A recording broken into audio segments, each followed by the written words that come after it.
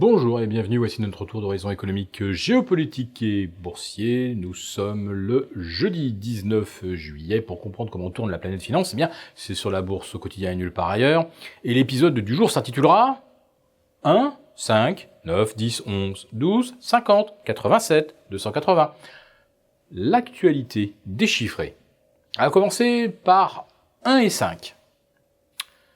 1, c'est 1%, et 5, c'est le nombre de valeurs du S&P 500 qui pèse aussi lourd que plus de la moitié des valeurs du S&P 500, celles du bas de tableau, puisque les GAFA pèsent 4095 milliards de dollars et les 282 valeurs les moins valorisées ne pèse que 4092 milliards de dollars.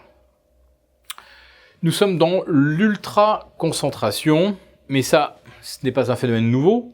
La seule chose, c'est que les mois, les trimestres passent, et ça ne fait que s'amplifier. Passons maintenant à 10. 10, c'est le nombre de 10% de valeurs du S&P qui ont déjà publié leurs résultats. Et aux divines surprises, 87,5% ont publié des chiffres supérieurs aux attentes. Chaque trimestre, on bat un nouveau record de bonnes surprises. Bon, appelons-les carrément des anticipations complètement frelatées, pour ne pas dire carrément mensongères.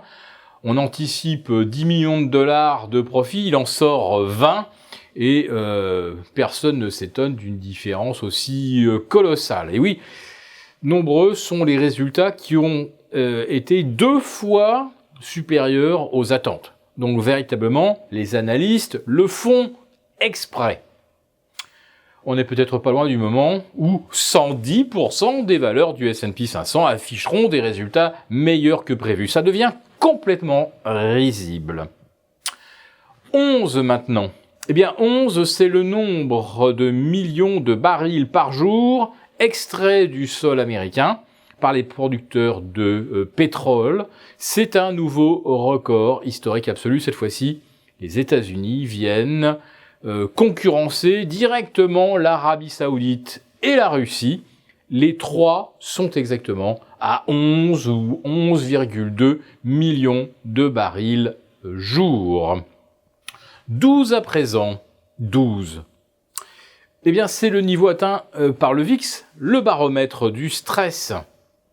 12, c'est une zone de complaisance extrême par rapport aux risques futurs. Autrement dit, aujourd'hui, il n'y a ni risque de guerre commerciale, ni risque inflationniste, ni risque géopolitique avec l'Iran, la Syrie, Israël, et ne parlons pas de la Corée du Nord, car pour l'instant, les États-Unis ne veulent même pas voir que M. Kim Jong-un aurait autorisé la reprise des expérimentations, non pas d'essais nucléaires, mais de recherche sur le nucléaire.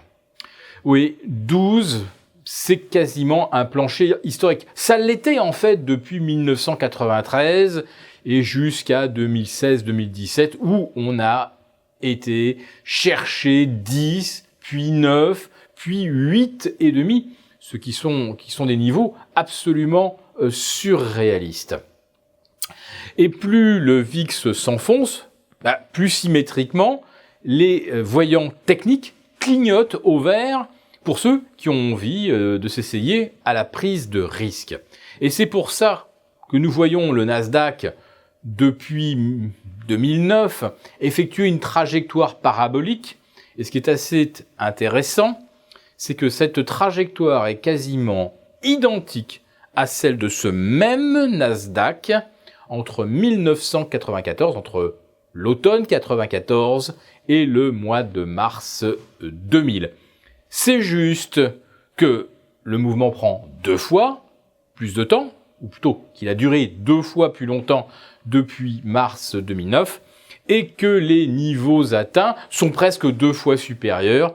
Nous avions un Nasdaq à 4000 fin 99 et nous avons désormais un Nasdaq à presque 8000, 7850 en ce mois de juillet.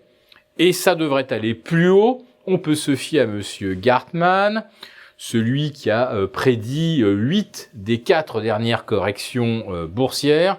En effet, il anticipe maintenant une envolée un peu débile du Dow Jones vers les 30 000, du Nasdaq vers les 8 000 et au-delà, et du S&P vers les, vers les 3 000. Nous sommes actuellement aussi au-delà de 2800.